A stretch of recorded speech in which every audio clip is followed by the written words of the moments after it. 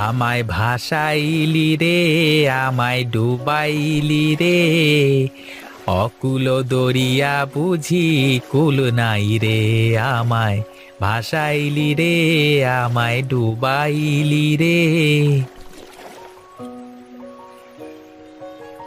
দেবে, ভাসিয়ে দি আমার মেয়ে দুটোকে, ভাসিয়ে দি নদীতে, ভাসিয়ে দি আমার মেয়ে দুটোকে।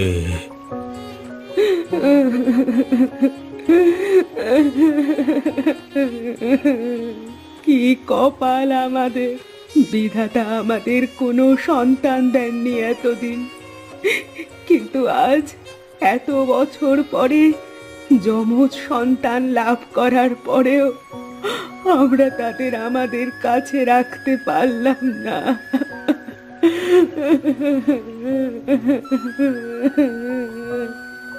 কেঁদো না গিন্নি, কেঁদো না।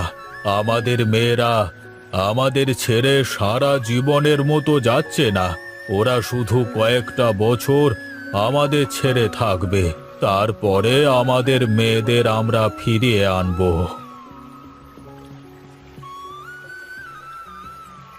মালিক, আপনি কোনো চিন্তা করবেন না। আমি আপনার মেয়েদের পিছু পিছু যাচ্ছি। আমি সারাক্ষণ ছায়ার মতো আপনার মেয়ের পাশে থাকব, কিন্তু সেটা ওদের কখনো বুঝতে দেব না। সব খবর আপনাকে নিয়ে এসে দেব। হ্যাঁ রামু, তুই যা। আমার মেয়েদের সব সময় খেয়াল রাখিস কেমন, আর কখন কি ঘটে আমাকে এসে বলে দিবি। ঠিক আছে মালিক, আপনি কোনো চিন্তা করবেন না। আমি আপনার মেয়েদের খেয়াল রাখব। আমি এখন চলি।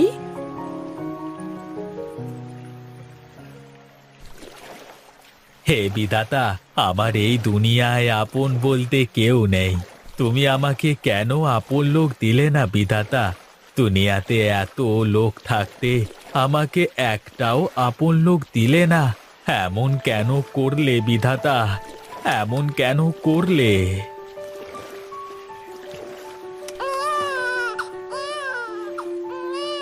আরে, বাচ্চার কান্না শুনলাম মনে হলো। আরে ধুর, মাঝে মাঝে বাচ্চা আসবে কোথা থেকে? আমার যে কি সব হয় না, আমার সবই মনের ভুল। আরে আরে, আবার বাচ্চার আওয়াজ কোথা থেকে আসছে? না না, এটা তো আমার মনের কোনো ভুল নয়। তাহলে কি ভূত পেরেত, নাকি দৈত্য দানব, নাকি সমুদ্রের পিশাচ? উই বাবা! আহ, আর আরে না না, সমুদ্রের পিশাচ নদীতে কি করে আসবে? ওই তো দূরে একটা কি যেন ভেসে আসছে। যাই তো, গিয়ে দেখি।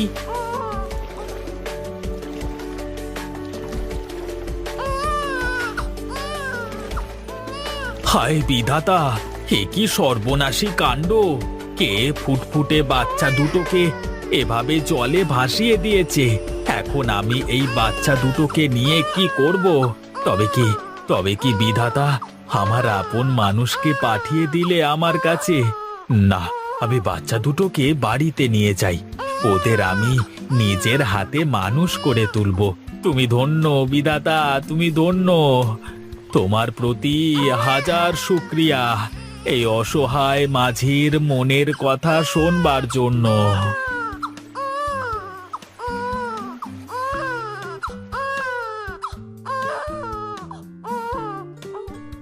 আজ থেকে এটাই তোদের ঘর, আর আমি তোদের বাবা। আজ থেকে আমার দুই মেয়ে, কিন্তু তোদের খাওয়াবো কি? তোরা থাক, আমি বাজার থেকে দুধ কিনে নিয়ে আসি।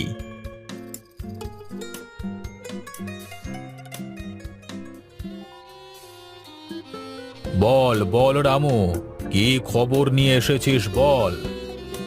খবর খুব একটা ভালো নয় বাবু। খবর ভালো না? তুই কি বলতে চাইছিস? সবকিছু খুলে বল তো আমাকে। আপনাদের মেয়েদেরকে এক মাঝি পেয়েছে। আপনার মেয়ে দুটোকে শিমুলতলি গ্রামের মাঝি হারান তার নদীর পাশে ছোট্ট একটা কুঁড়ে ঘরে আশ্রয় দিয়েছে। যাক, তাহলে অবশেষে কেউ পেয়েছে তোমার মেয়েটাকে। আমি তো আরো বড্ড দুশ্চিন্তায় ছিলাম যে মেয়ে দুটো যদি কোনো মানুষের হাতে না পড়ে তাহলে কি হবে। দুঃসংবাদ একটাই যে ওই হারান মাঝির আপন বলতে কেউ নেই। ওই মাঝি আপনার মেয়ে দুটোকে ওর নিজের মেয়ের পরিচয় দিয়েছে। ও ভাবছে হয়তোবা সৃষ্টিকর্তা মেয়ে দুটোকে ওর কাছে পাঠিয়ে দিয়েছেন। যা যা, তুই যা, আমার মেয়েদের ওপরে নজর রাখ, দেখিস ওদের যেন কোনো বিপদ আপদ না হয়। আচ্ছা ঠিক আছে মালকিন, আমি এক্ষুনি যাচ্ছি। আমি কথা দিলাম আপনার মেয়েদের উপর কোনো বিপদ আপদ আমি আসতে দেব না। ছায়ার মতো আগলে রাখবো ওদের। তুই এটা কিন্তু খেয়াল রাখবি যেন আমার মেয়েরা 12 বছরের পূর্ণ হওয়ার আগে এই গ্রামে পা না রাখে। যদি 12 বছরের আগে গ্রামে পা রাখে আমার মেয়েরা, তাহলে কিন্তু সব অনর্থ হয়ে যাবে। ও সব নিয়ে আপনি একদম ভাববেন না মোড়ল মশাই, আমি সব কিছু ঠিকই সামলে নেব। আচ্ছা ঠিক আছে, তুই যা এখন, আর সাবধানে থাকিস, কারোর নজরে আসিস না কিন্তু। তুই যদি কারোর নজরে পড়ে যাস তাহলে কিন্তু ঝামেলা হয়ে যাবে, লোকে তোকে সন্দেহ করবে। ঠিক আছে বাবু, আমি এখন চলি তাহলে।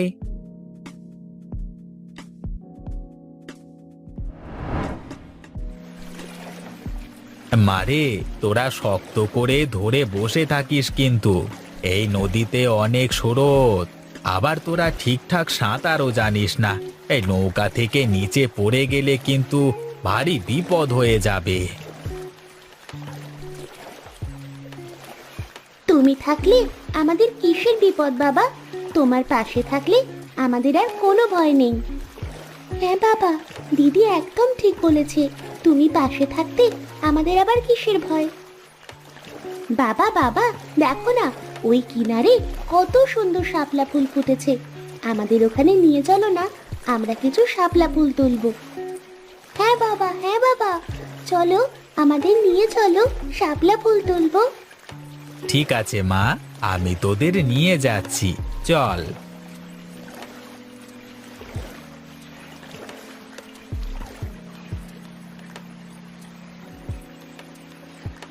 দেখো বাবা, কি সুন্দর শাপলা ফুল। হ্যাঁ, অনেক নৌকাতে চড়ে ঘোরা হয়েছে, এখন চলো দেখি বাড়িতে চলো। বাড়ি গিয়ে তো আবার আমাকে রান্না চাপাতে হবে। হ্যাঁ তাই চলো বাবা, তাই চলো।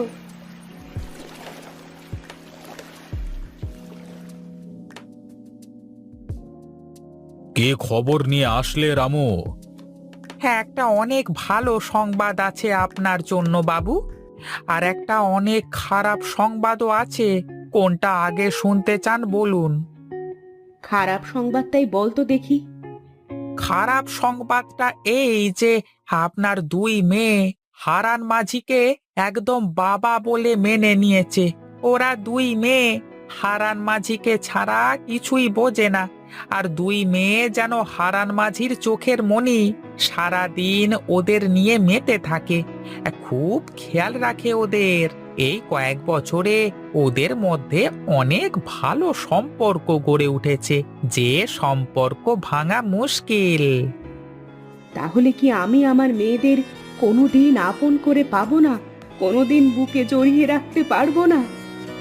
চিন্তা করো না লক্ষ্মী, আমার মেয়েরা যখন জানতে পারবে আমরাই ওদের আসল বাবা মা, আর আমাদের সমস্যার কথা যখন শুনবে ওরা, তখন ওরা ঠিকই আমাদের কাছে ফিরে আসবে, তুমি দেখে নিও। আসলে আমারও সেটাই মনে হয়। কেউ এই রাজপ্রাসাদ ছেড়ে ওই ভাঙা কুঠিরে কেন থাকতে চাইবে? আগামী পূর্ণিমাতে আপনার মেয়েদের 12 বছর পূর্ণ হবে, আর ওদের অভিশাপ মুক্ত হবে। হ্যাঁ হ্যাঁ, আমরা জানি, সেই কবে থেকে এই দিনটার জন্য আমরা অপেক্ষা করছিলাম। তুই যা, হারান মাঝিকে আমার কাছে ডেকে নিয়ে আয়, এখন সময় হয়েছে ওই মাঝিকে সব সত্যি বলে দেওয়ার। ঠিক আছে বাবু, আমি এখনই যাচ্ছি। না রামু, এখন নয়। পূর্ণিমার দিন আমরা নিজেরাই যাব আমাদের মেয়েদেরকে ফিরিয়ে আনতে। এখন যদি মাঝিকে সব কথা বলিস তাহলে ও পালিয়ে যেতে পারে।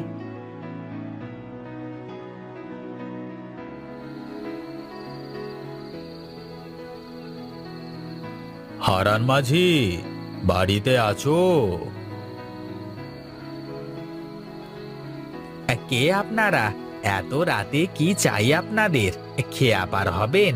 ওই পারে পার করে দেব আপনাদের। না না, আমরা খেয়া পারাপার হতে আসিনি, আমরা আমাদের মেয়েদেরকে নিয়ে যেতে এসেছি। আপনাদের মেয়ে মানে? আপনাদের মেয়েকে আমি কোথায় পাবো? কেন, যে তোর পেছনে দাঁড়িয়ে আছে। আরে আরে, আপনারা কি পাগল হয়ে গেছেন? আপনারা কি বলছেন? আপনারা কি জানেন? কেন, তুই কি ভুলে গেছিস? আজ থেকে ঠিক 12 বছর আগে একটা কাঠের বাক্সের মধ্যে তুই এই মেয়ে দুটোকে কুড়িয়ে পেয়েছিলিস। বাবা, এরা কারা? এরা এসব কি বলছে? এগুলো কি সত্যি বাবা? তুমি কি আমাদের কুড়িয়ে পেয়েছো? বলো বাবা, বলো। তুমি চুপ করে আছো কেন? বলো, ওরা কি আমাদের বাবা মা? তুমি কি আমাদের বাবা নও? আরে না রূপা, ওরা আমাদের বাবা মা নন। নিজের ছেলে মেয়েকে কেউ কখনো কাঠের বাক্সে নদীতে ভাসিয়ে দেয়? ওরা মিথ্যে বলছে। বিশ্বাস করো মা, আমরাই তোমাদের বাবা মা। আর এই যে রামু কাকা ছোটবেলা থেকে তোমাদের দূর থেকে অনেক সাহায্য করে এসেছে। তুমি আমাদের মা বাবা নও। তুমি আমাদের মা বাবা হলে আমাদেরকে কখনো নদীতে ভাসিয়ে দেবে না। তোরা শুনতে চাস? তোরা শুনতে চাস সেদিন কি হয়েছিল? কেন আমরা তোদের ভাসিয়ে দিতে চেয়েছিলাম? আমার শ্বশুর মশাইয়ের 3 বউ ছিল, কিন্তু আমার শ্বশুর মশাইয়ের কোনো ছেলে সন্তান ছিল না। আর তাই সে জোর করে তোর বাবাকে এক মহিলার কাছ থেকে কেড়ে নিয়ে সেই মহিলাকে মেরে ফেলে। আর সেই মহিলা মরার আগে অভিশাপ দিয়ে গিয়েছিল, আমাদের বংশের সব ছেলেমেয়েরা 12 বছর বয়স হলে মারা যাবে। আর এই অভিশাপ থেকে মুক্তির বড় একটাই উপায় ছিল, তোদের জন্মের 3 দিনের মধ্যে তোদেরকে এই গঙ্গার জলে ভাসিয়ে দেওয়া। এখন তোরা অভিশাপ মুক্ত। আমরা তোদের দেখতে আসলে তোরও একই ক্ষতি হতো মা, তাই আমরা তোদের দেখতে আসতে পারিনি। কিন্তু আমরা তোদের সব সময় দূর থেকে খেয়াল রেখেছি। আমরা পাঠিয়েছিলাম তোর কাকাকে তোর খেয়াল রাখবার জন্য। বলো না বাবা, এরা যা বলছে তা কি সত্যি? হ্যাঁ বাবা, বলো, এরা কেন এমন বলছে? এদের কথা কি সত্যি? হ্যাঁ রে মা, ওরা সত্যি বলছে। আমি আসলে তোদের নদীতে কুড়িয়ে পেয়েছিলাম, কিন্তু আমি জানি না যে ওরা তোর সত্যি বাবা মা কিনা। আচ্ছা আচ্ছা, তোরা আমাকে একটা কথা বল, তোদের কি কখনো মনে হয়েছে যে আমি তোদের আসল বাবা না? না বাবা, আমার এমন কখনোই মনে হয়নি। আমারও কখনো মনে হয়নি বাবা। আরে ওদের মনে হওয়া না হওয়াতে কি আসে যায়? সত্যি তো এটাই যে আমরাই ওদের আসল বাবা মা। হতে পারে আপনি ওকে জন্ম দিয়েছেন, আর আপনার স্ত্রী ওকে 10 মাস 10 দিন পেটে ধরেছে, কিন্তু আমি 12 বছর ধরে ওদের দেখাশোনা করেছি, ওদেরকে বড় করে তুলেছি। এখন আপনারাই বলুন, কে আসল বাবা? তুমি আমাদের আসল বাবা। আমরা তোমার সাথে থাকতে চাই। হ্যাঁ বাবা, তুমি এতদিন ধরে আমাদের দেখাশোনা করেছো, আমাদের কোনো কিছুর অভাব বুঝতে দাওনি। আমি তোমাকে ছেড়ে কোথাও যাব না। আপনারা চলে যান, আমাদেরকে আমাদের মতো থাকতে দিন। তোরা রাজপ্রাসাদ ছেড়ে এই ভাঙা ঘরে কি করবি? কি করে থাকবি এখানে? আমরা এই ভাঙা ঘরে 2 বোন আমাদের বাবার সাথে অনেক সুখে আছি। যদি আপনারা সত্যি আমাদের জন্ম দিয়ে থাকেন, তাহলে নিশ্চয়ই আমাদের সুখ চাইবেন। আর আপনারা এখানে যদি কখনো না আসেন, তাহলে আমরা আমাদের বাবার সাথে সুখে থাকতে পারবো। আপনারা দয়া করে এখান থেকে চলে যান।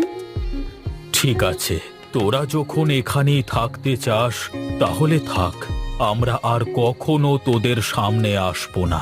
চলো গিন্নি, এখানে থেকে আর কোনো লাভ নেই।